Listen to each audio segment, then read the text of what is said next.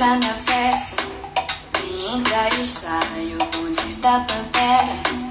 Não te deixe em paz, fora tá quente, lá dentro tá mais. Tô na parede e o tambor pra trás. E dança, e dança, e dança, e dança, e dança. Dança e sobe e vai, e dança, e dança. Dança e desce mais, e dança, e dança. Dança e sobe e vai, vem pra minha festa, vem daí sai o bonde da pantera. Não te deixe em paz, fora tá quente, lá dentro tá mais. Mão na parede e o tambor pra trás. Olá pessoal, Carolzinha, Vel, sejam bem-vindas.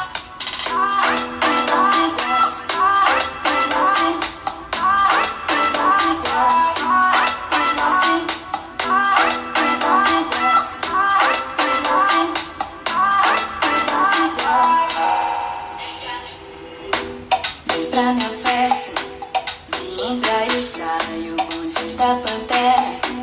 Não te deixe em paz. Olá, Léo Xande. Gente, vai chegando. Puxa o banquinho, o tamborete. E vamos começar essa live. E dança, e dança. Dança e sobe e vai. E dança, e dança. Dança e desce mais. E dança, e dança. Dança e sobe e vai. E dança, e dança. E dança, e dança, e dança. E dança.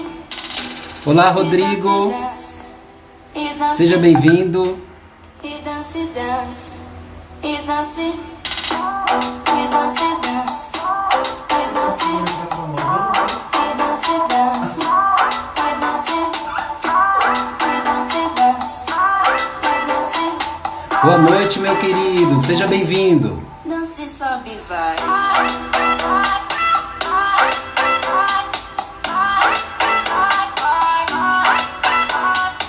O cinematólogo entrou também. Daqui a pouco eu te chamo.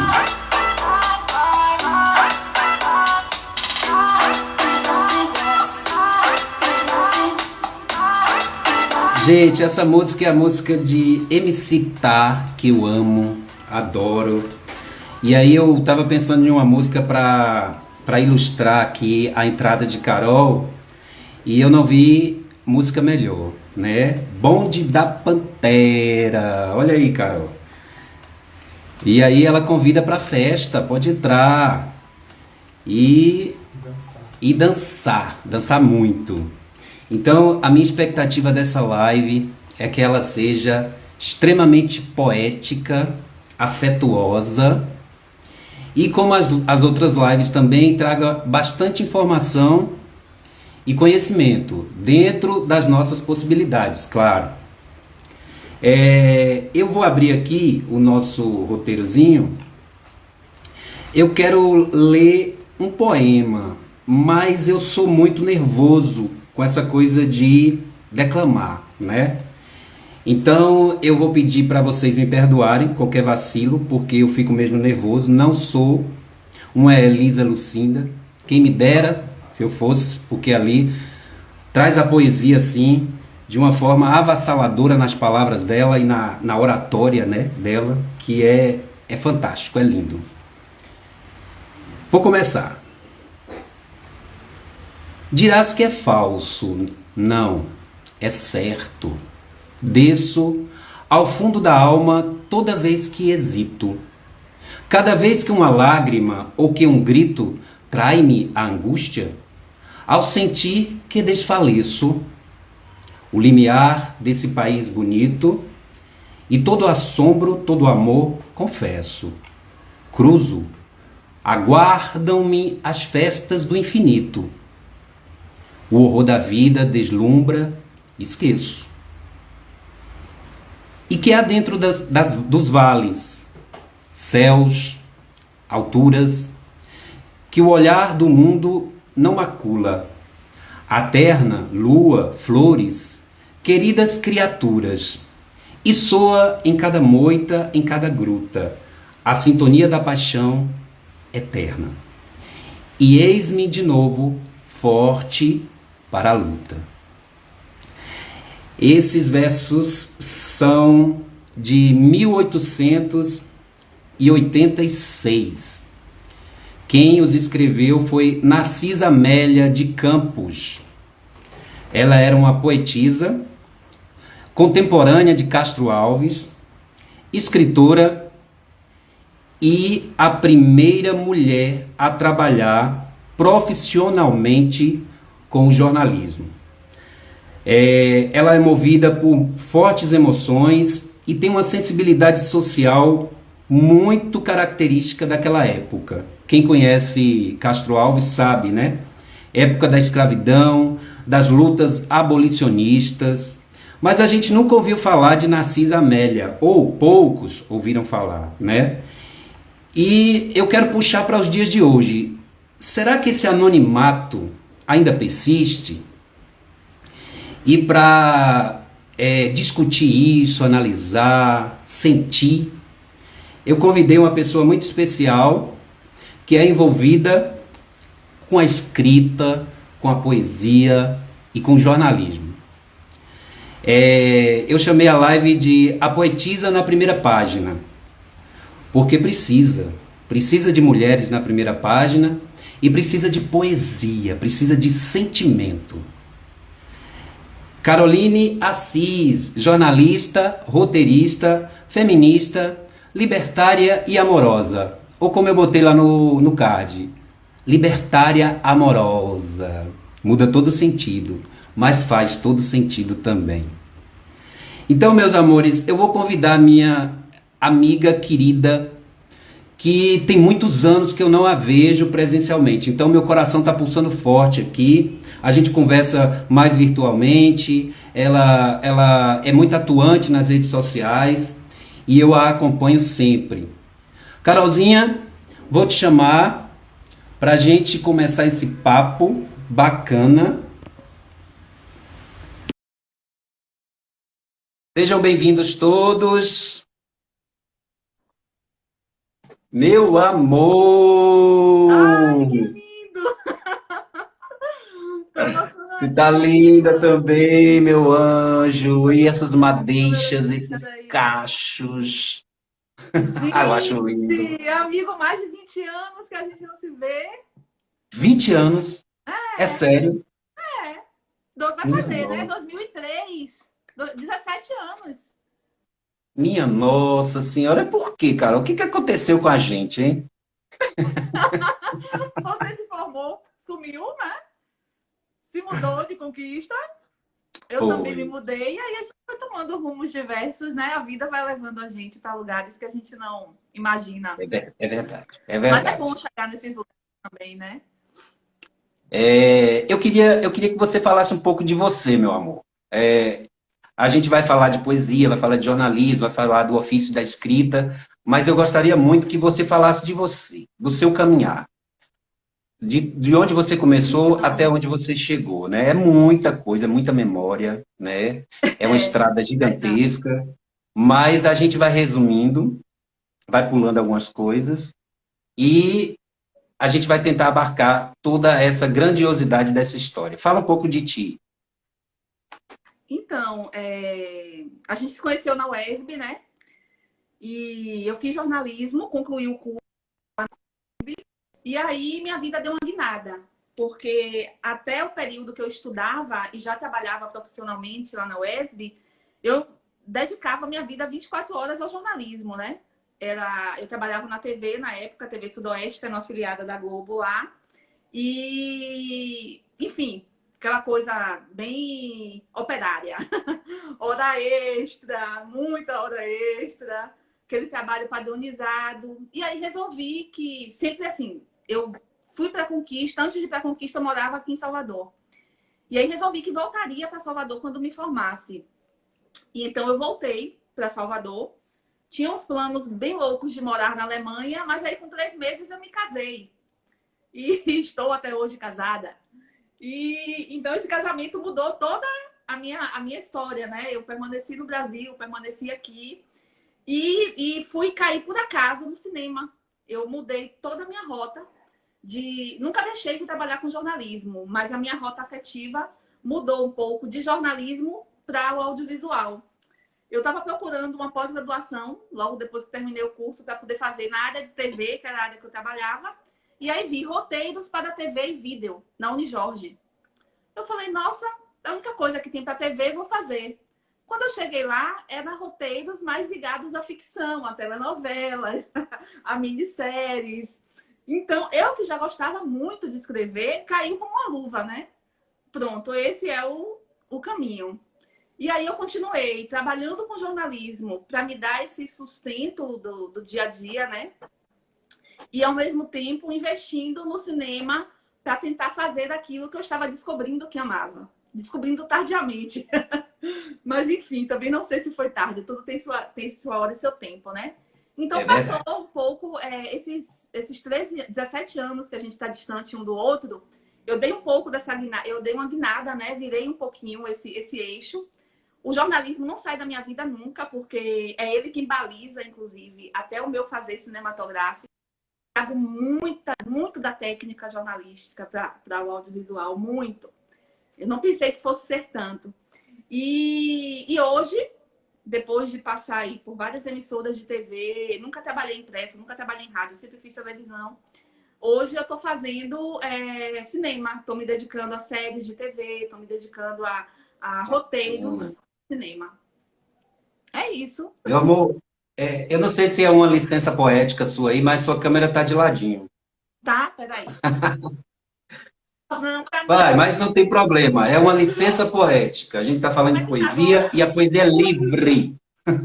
Tá torta ainda? Tá de lado. Você tá de lado, deitadinha. Mas se você estiver mais confortável, não importa. Meu marido tá aqui dizendo, se você gosta de ladinho, é bom. Então, E aí, vamos melhorou? deixar. Não, ainda tá de lado. Mas deve ser alguma configuração. Não se preocupe com isso. Tá todo mundo vendo. Aí, agora foi. Foi? Peraí. Agora foi. Isso. Vou tentar colocar aqui apoiada.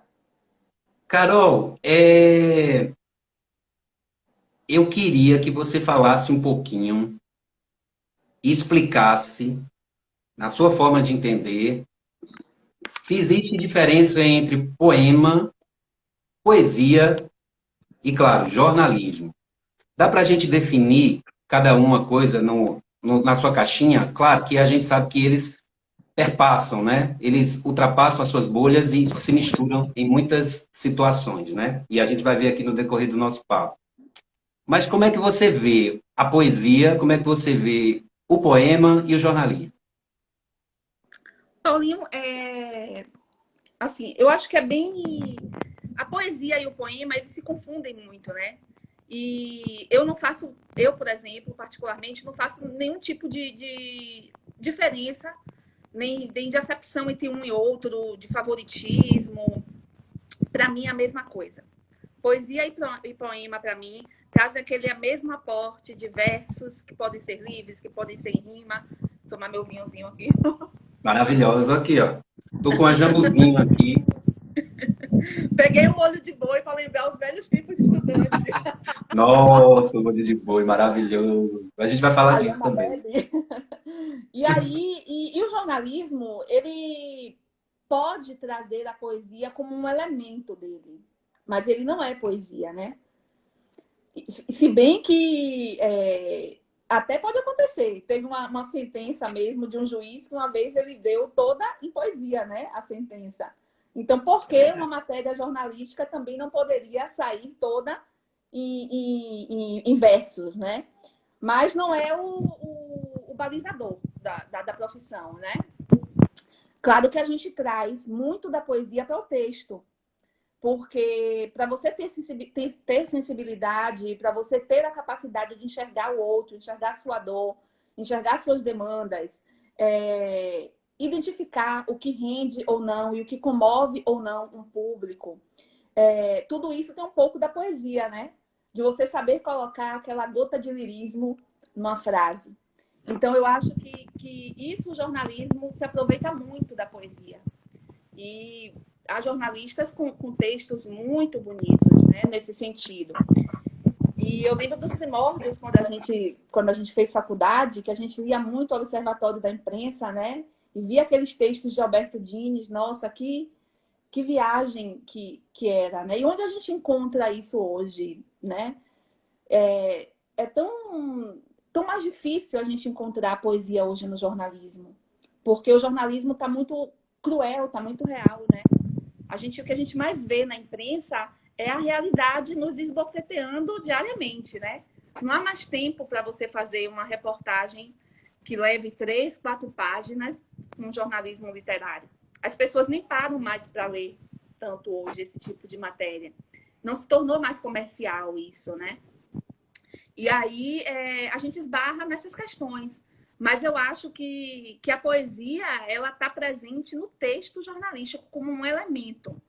Mas ela não é a balizadora. Ó, tem uma jornalista que eu gosto muito e eu vejo muita poesia nos textos dela, né? Que é Eliane Brum. É maravilhosa.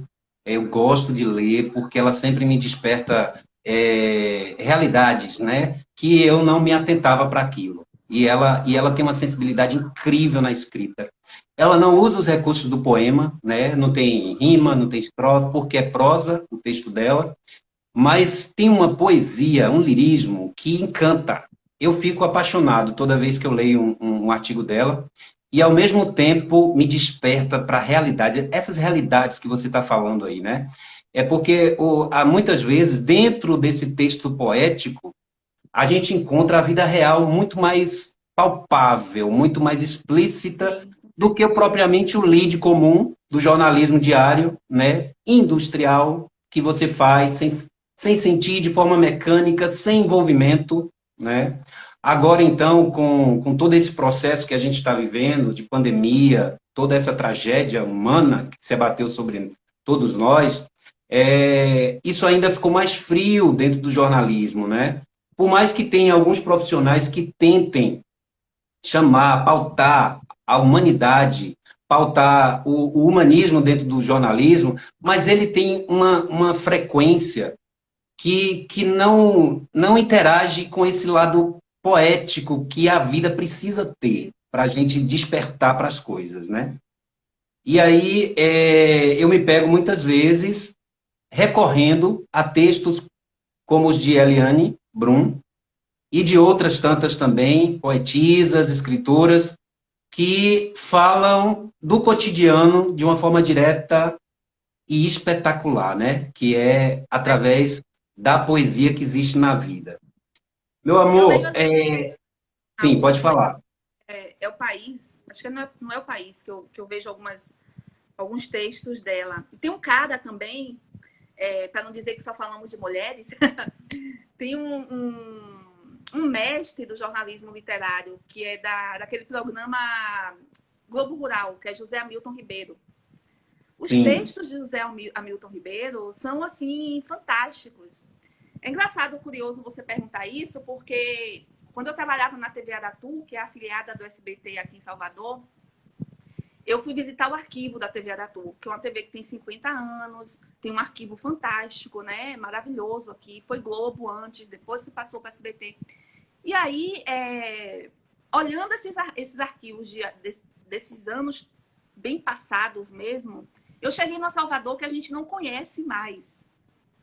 Uma Salvador que tinha cerca de 3, 4 mil pessoas mariscando ali na Cidade Baixa durante os dias da semana. Então, assim, aquelas fotos, aquelas imagens, aqueles quadros de Pierre Verger, aquela coisa de Caribé, estava tudo isso naquelas matérias. Eu acho que foi por isso que eles se cantaram.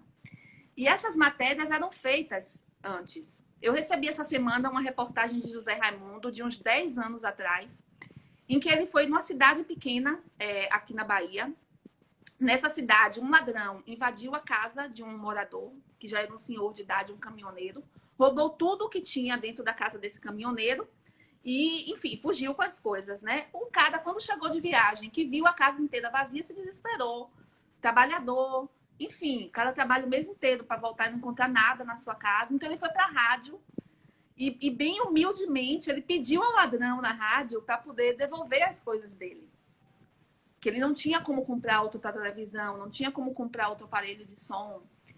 E o ladrão demorou acho que uns 2, 3 dias, voltou à casa dele, pelo mesmo lugar onde arrombou, botou tudo de volta e foi embora. E a reportagem contava essa história. Hoje em dia, a gente não tem mais espaço no jornalismo para contar isso. A gente só vê buraco de rua, tiro, bala, violência, problema de moradores, o dito jornalismo de serviço, filas quilométricas de desempregados. Claro que isso tem que estar presente no nosso cotidiano. Mas a gente tem que ter espaço também para o belo, para o lírico, sabe? A gente tem que ter um espaço de respiro, que a gente chama de ponto de respiro. Que a gente possa sair um pouco da realidade e voltar a acreditar no ser humano, entendeu? E eu acho que essas histórias, antigamente, eram mais vistas na televisão e eram mais vistas também na imprensa em geral. Hoje em dia, a gente não vê mais. É verdade. É uma questão de mercado, né, Carol?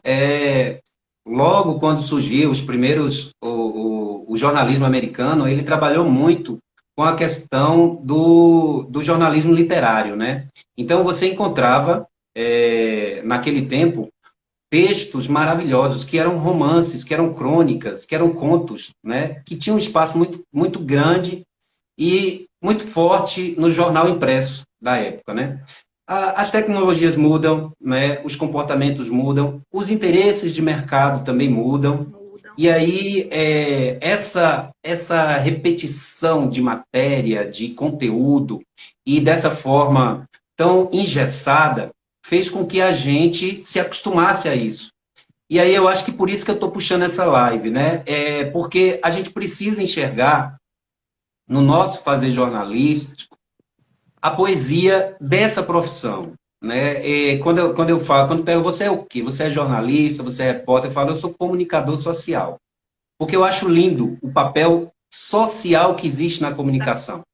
A gente precisa contar histórias. E a gente tem que contar as histórias envolvendo o máximo de pessoas, de opiniões, de tipos humanos. E isso faz com que o universo fique rico. A gente também sabe que, dentro do nosso contexto político, econômico, social, a gente tem a falta da leitura como um projeto político, né? Não ler é incentivado, não só por conta de novas tecnologias, mas por conta de, eu vou dizer, de sabotagem, realmente, do nosso sistema educacional, do nosso sistema que possibilita a leitura, o livro chegar até as nossas mãos. E aí a gente vê situações bizarras onde as pessoas não sabem distinguir o que estão lendo, né? O que estão passando adiante através das mídias e principalmente dessas redes de comunicação direta e privada, como o WhatsApp, né? Então, falta essa leitura. Mas isso é culpa do povo? Isso é nossa culpa? Não, isso é um projeto. É um projeto de Estado. E aí, isso, de poder, de ter poder nas mãos e não ter discernimento. E a população não ter discernimento do que é bom, do que é ruim, e vai consumindo aquilo que sempre eles nos oferecem, né? Então, para chamar para isso, eu falei da leitura, que é importante, porque para escrever bem, a gente tem que ler muito, né? Você que escreve, que faz poesia, que faz seus contos, você sabe a importância de estar lendo constantemente, né? E leituras ricas, interessantes e que lhe acrescente. E aí, tomando isso como ponto, eu queria que você falasse um pouco como é o seu fazer, o seu ofício, como é que você trabalha, como é que é seu pensamento e seu estalo, seu sentimento na hora de escrever. Pode ser qualquer coisa, ou uma matéria jornalística, ou um poema. Me diz, como é que é o seu ofício? Como é que te inspira a vida? Paulinho, qualquer coisa que eu faça na minha vida tem que me tocar, assim. Até quando eu ia produzir matérias para a TV, eu era uma jornalista que falava histórias que me sensibilizassem e que me tocassem. E já entrei em muito rabo de foguete por conta disso, né? Por exemplo, uma vez, trabalhando lá em Conquista ainda, ligou uma garota para a TV, porque a gente tinha aquele quadro Desaparecidos, que é um quadro de algumas emissoras de TV em que as pessoas vão procurar seus parentes parecidos e tal. E a menina queria procurar a mãe, só tinha o nome dela, nome e sobrenome. A mãe tinha largado ela quando ela era criança, enfim. Tô mexendo a câmera porque eu tô segurando com a mão, tá, gente? E aí, eu peguei esse nome, esse sobrenome, digitei na internet. E na época existia um site da Oi, ou era da Telemar, acho que era Telemar, não sei, que dava nome e sobrenome. Você consultava por nome e sobrenome.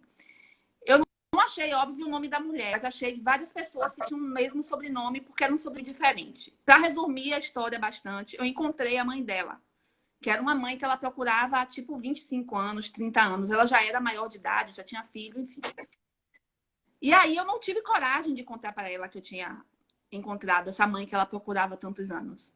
Porque eu liguei para essa mulher, primeiro ela começou a dizer que não era ela, e no final ela me perguntou: o que é que você liga todos os dias querendo falar comigo?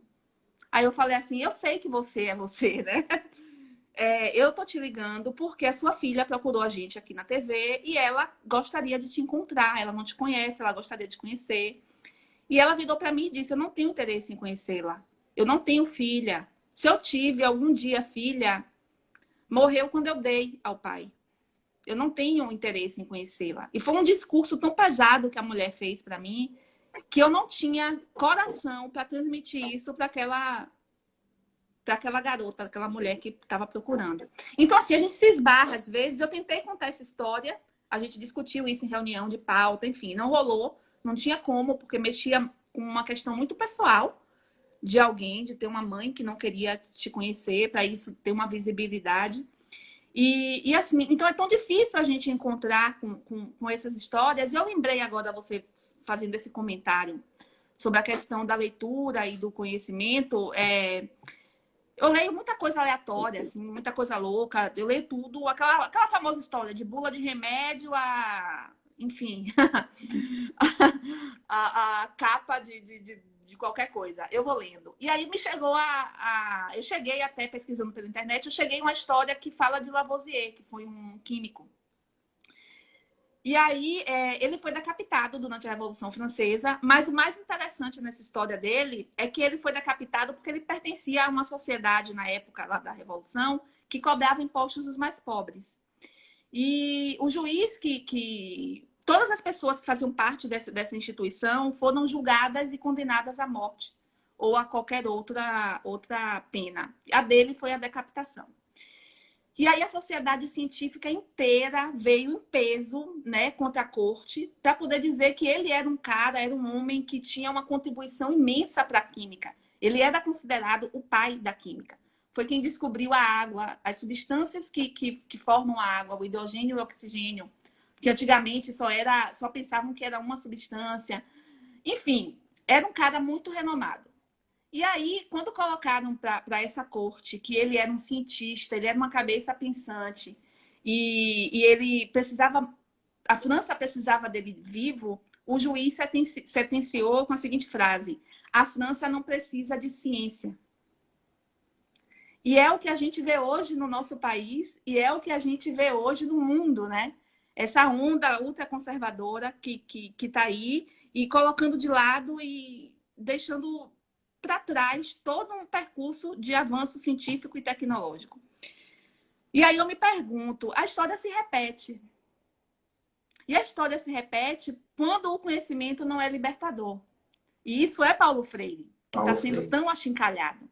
Então, todos esses anos, a educação mundial, ela não foi exercida para a libertação. Porque se fosse, nós não permitiríamos esses poderes estarem hoje assumindo em tantos lugares que são a vanguarda.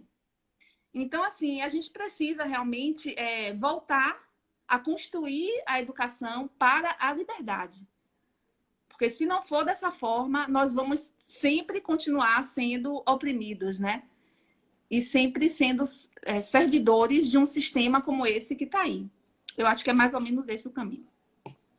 Oh, a realidade que a gente está vivendo é surreal. É incapaz, eu acho que até nas ficções isso causa espanto. Se a gente falasse, olha, está acontecendo isso, mas está acontecendo, né? Então, essas ondas conservadoras, extremistas, né? Elas vêm e vão também. O bom é isso, né? Claro que elas vêm com muito prejuízo. Elas causam tragédias gigantescas e isso a gente tem que ter noção o tempo inteiro. E aí qual é o papel do jornalista aí, né? O jornalista ele precisa estar atento a isso o tempo inteiro. Eu tenho aqui um trechinho de Felipe Pena, que foi um dos teóricos que a gente estudou na universidade. Ele é professor da Universidade Federal Fluminense, e ele dizia o seguinte em um dos livros dele: para mim, a natureza do jornalismo está no medo. O medo do desconhecido que leva o homem a querer exatamente o contrário, ou seja, conhecer. E aí a gente precisa de bons contadores de história, que somos nós, jornalistas.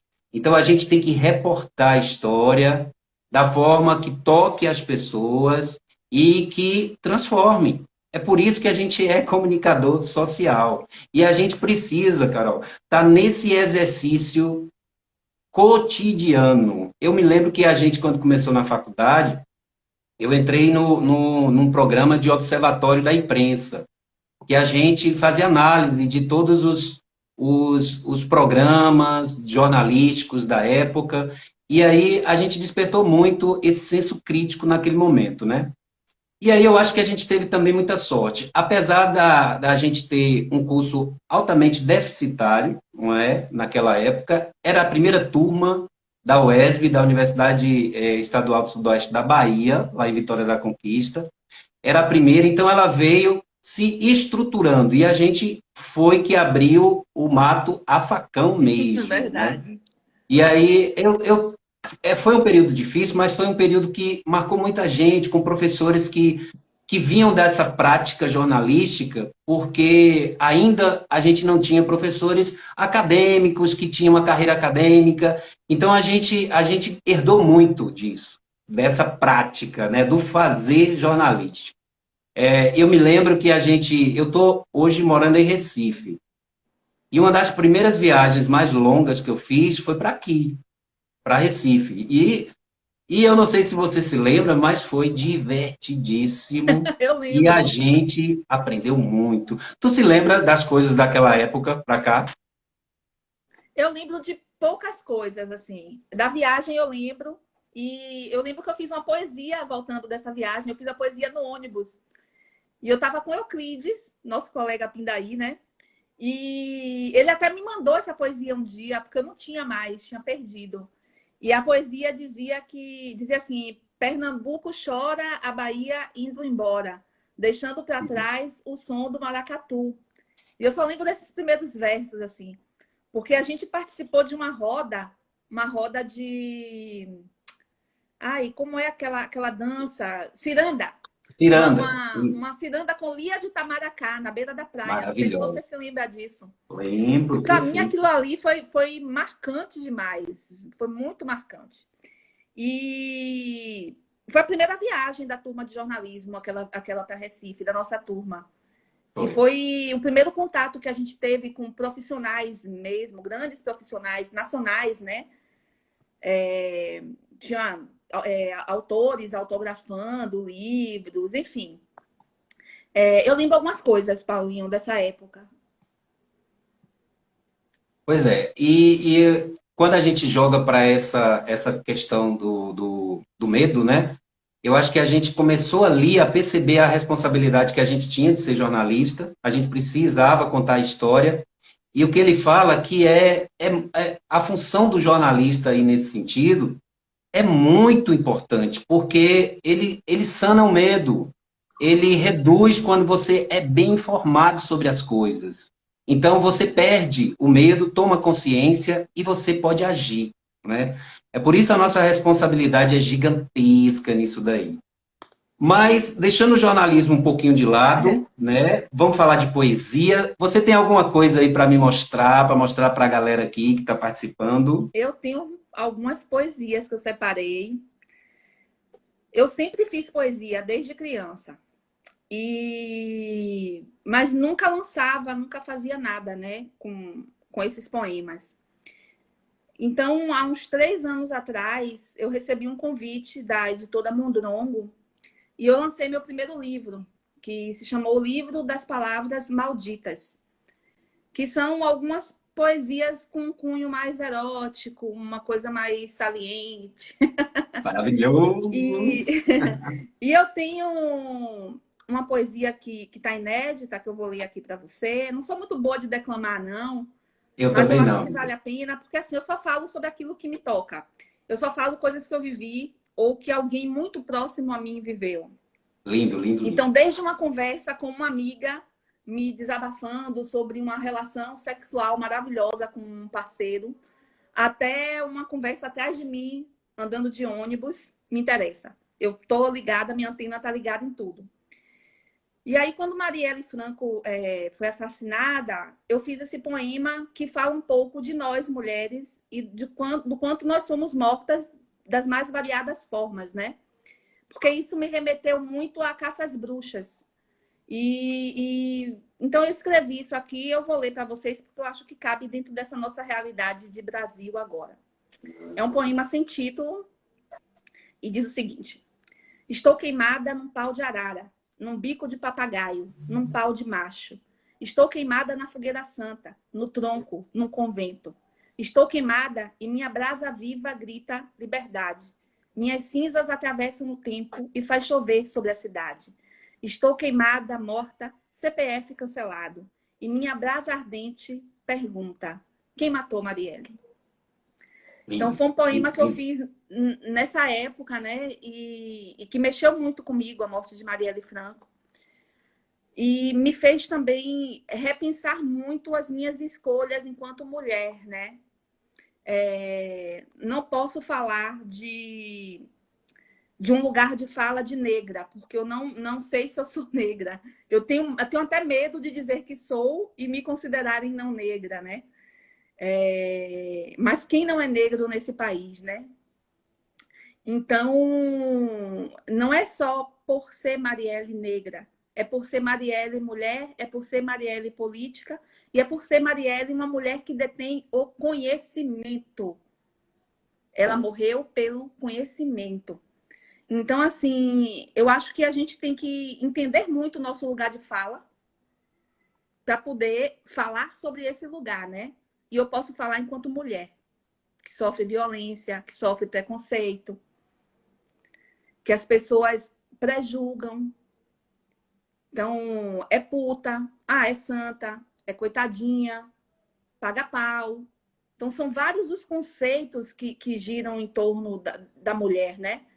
É violência, é questão de classe, gênero, raça.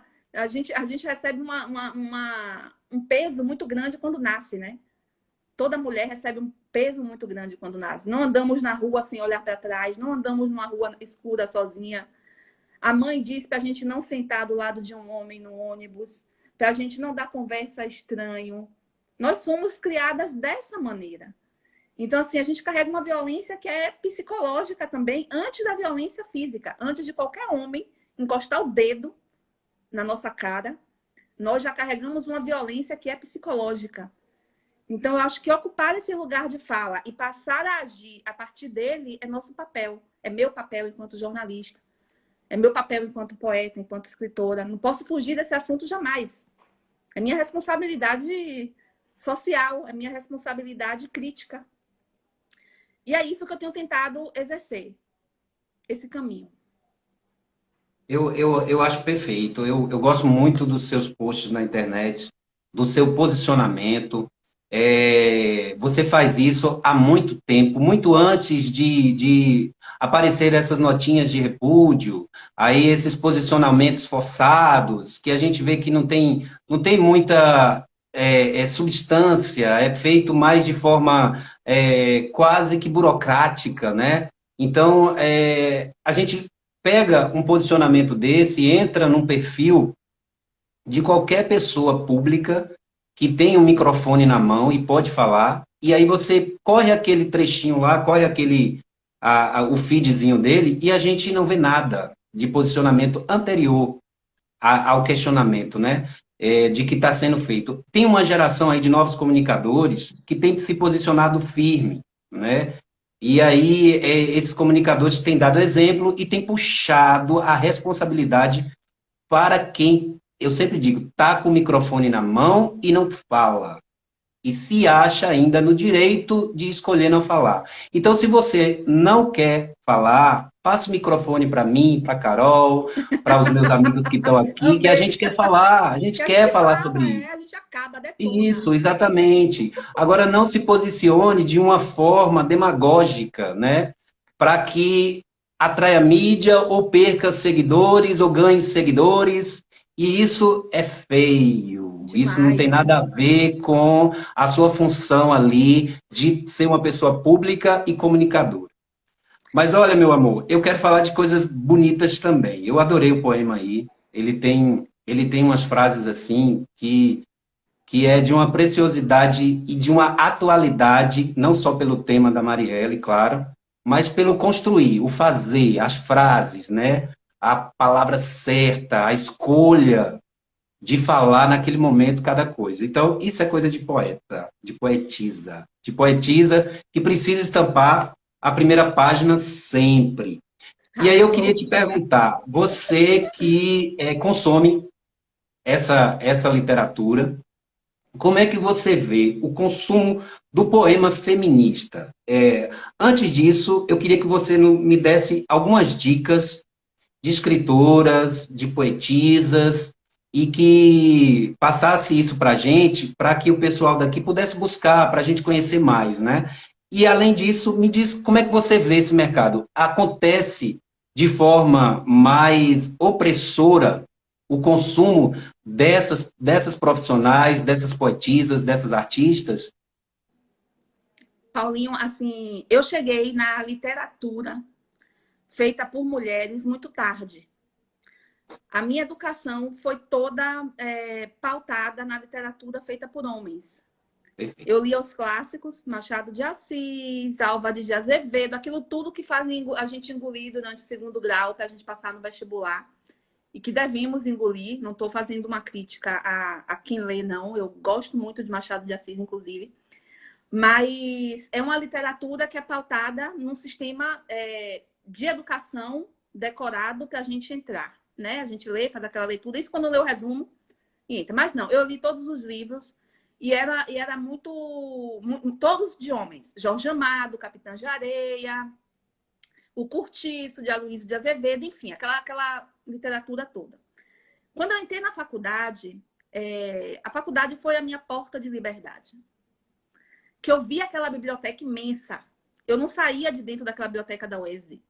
Eu vivia naquela biblioteca. E foi ali que eu fui entender e ver que mulheres também tinham livros e lançavam livros. Claro que eu já tinha tido algum outro contato com um poema de Adélia Prado, um poema, não sei se de Hilda Hilst nessa época, se eu já tinha lido Hilda. Mas, enfim, eu me lembro muito bem que eu comecei a ler mulheres através de um livro. Eu não me recordo o nome do livro agora, mas ele contava a história de um casal de mulheres, que era Lota de Macedo Soares e acho que era Elizabeth Bishop.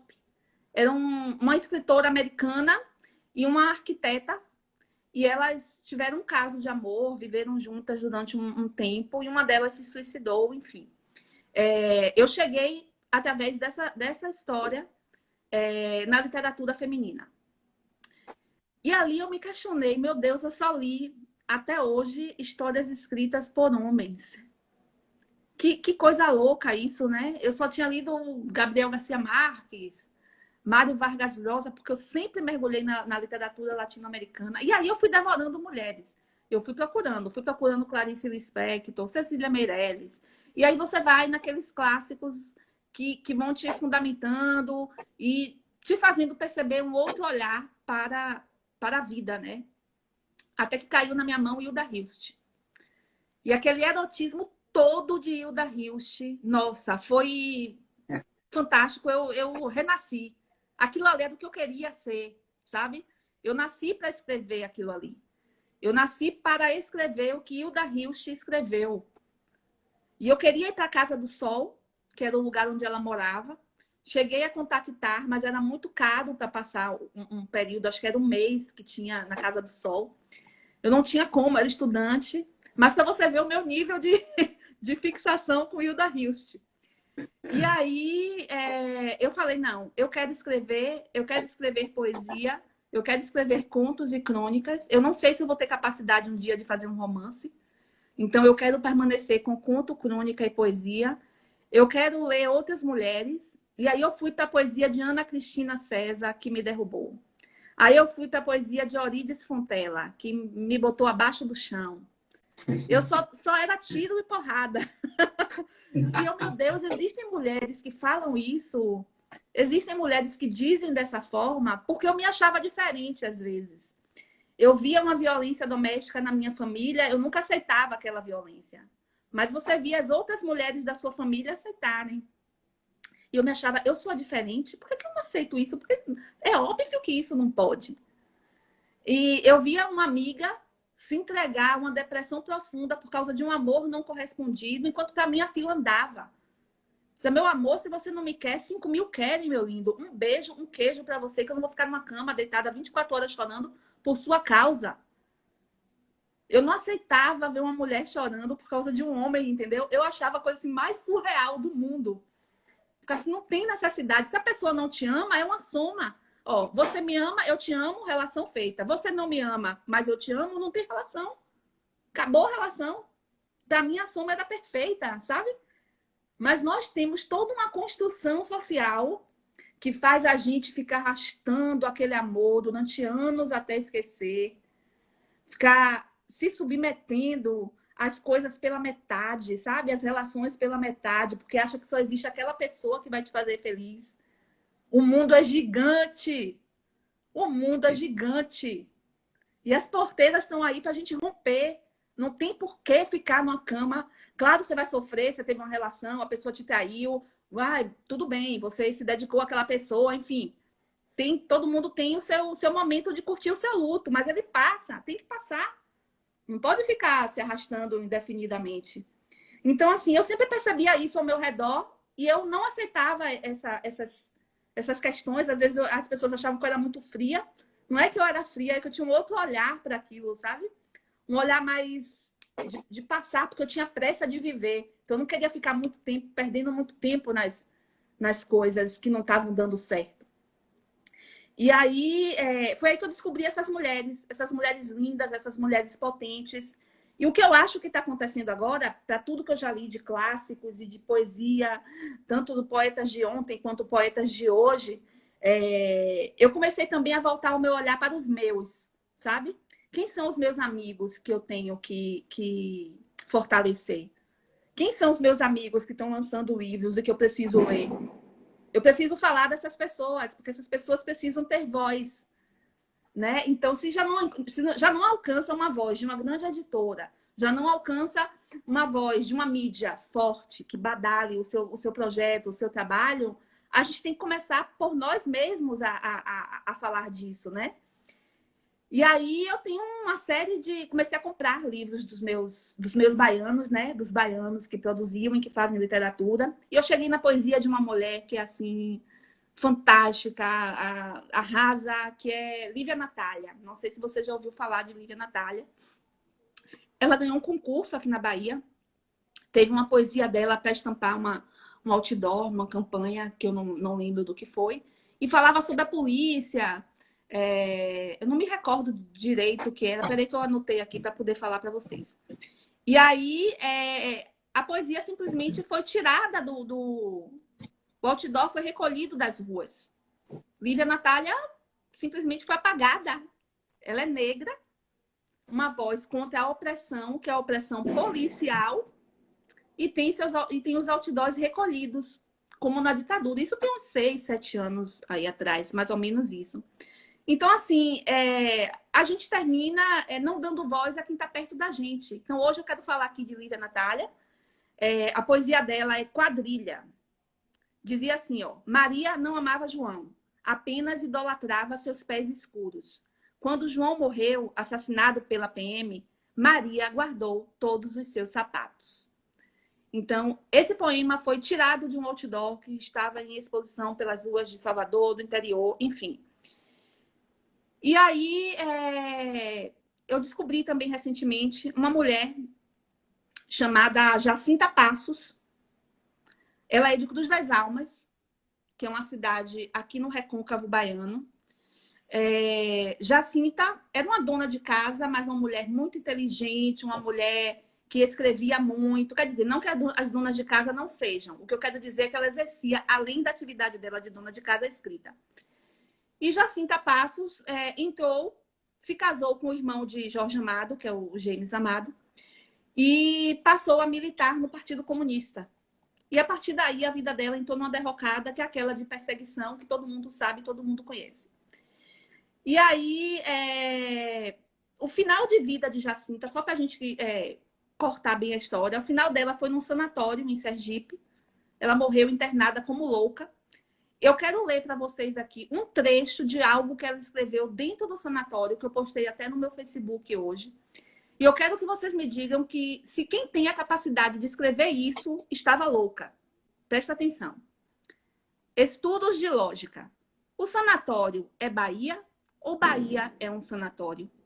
A mulher está presa porque é comunista ou é comunista porque está presa? O homem tem família porque tem propriedade privada ou tem propriedade privada porque tem família? Este homem faz continência porque trabalha ou trabalha para fazer continência? Os trabalhadores da arte trabalham para fazer figuração ou fazem figuração porque trabalham? Eu faço arte porque sou artista ou sou artista porque faço arte? Jacinta Passos, outubro de 1967. Uma mulher dessa tá louca? Quantas mulheres foram levadas para hospícios porque militavam, porque escreviam, porque queriam ser artistas, porque de alguma forma questionavam o status quo? Então a gente precisa, cada vez mais. Eu descobri Jacinta tem pouco tempo, tem 1 ou 2 meses que eu descobri Jacinta Passos. A gente não fala de Jacinta Passos. E como ela, tem muitas Jacinta Passos no Brasil inteiro. Mulheres que foram levadas para hospícios e lá permaneceram, né, até morrer. Então, assim, eu acredito que nosso papel enquanto jornalista também é estar reencontrando essa memória perdida. É estar reencontrando essas pessoas e trazendo isso à tona. Se eu estivesse hoje num órgão de imprensa, eu não trabalho mais no meio de comunicação. Se eu estivesse hoje num órgão de imprensa, eu ia propor uma matéria revisitando Jacinta Passos.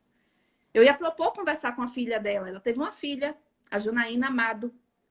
É viva, tá aí.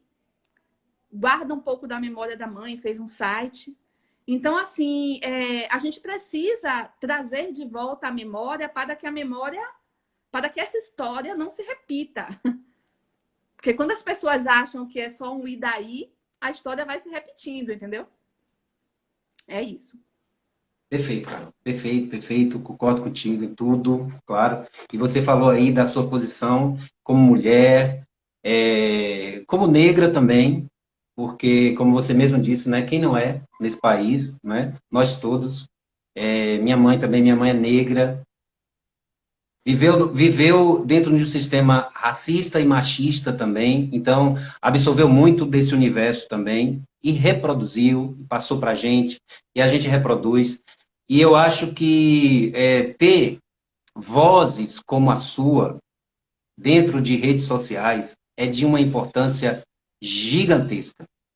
A gente pensa nos novos veículos de comunicação e a gente acha que a rede social é um lugar só de grito, de conflito, de extremismos, mas a gente vê também que é um lugar de acesso.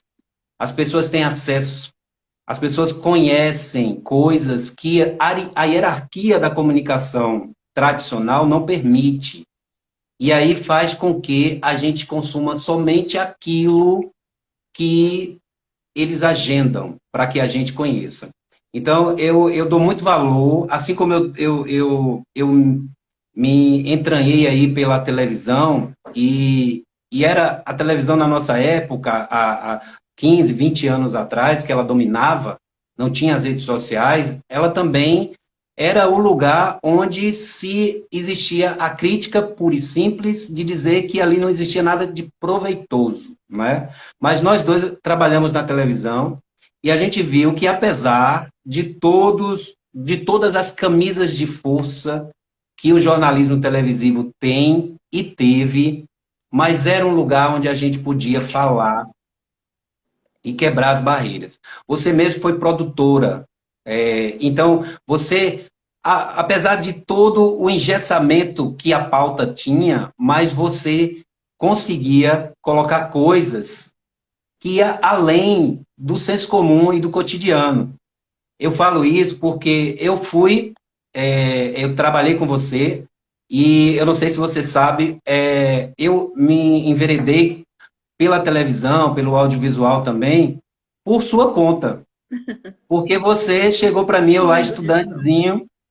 estudante, e aí você falou assim, Paulinha, você tem que ir para lá, para a TV, para você ter essa experiência, você consegue. E você me falou, eu vejo potencial. Eu lembro que você me falou isso no corredor lá da universidade, entre uma aula e outra. E Que eu massa, eu não tremendo, eu falei, não sei se eu vou, mas pensei, fui, tive uma experiência grande, depois meu caminho foi todo pelo audiovisual, né? Aí trabalhei em outras emissoras, na TV da universidade, na Record, e fui caminhando. E aí, hoje ainda, trabalho muito com audiovisual. E percebo que esse preconceito com os veículos de comunicação é oportuno também para afastar a gente desse lugar, né? Dizer que a rede social é um lugar de extremismo, de polarização, eu não vou estar lá. Você está perdendo espaço, meu amigo. Principalmente você que é comunicador. A gente precisa estar nesses lugares e falando da forma como você fala, como você se expressa, e dizendo, é importante estar aqui e é importante eu falar. Carolzinha, a gente está terminando essa primeira parte da live. Já? Eu vou precisar encerrar, porque senão eu não consigo salvá-la na IGTV. E aí eu vou retornar e a gente continua esse papo. Quero chamar todo mundo para seguir o trenzinho, seguir o blocozinho do Pereirucho e a gente voltar novamente, tá bom? Te espero Tá daqui a bom. pouco, Carol. Beijo.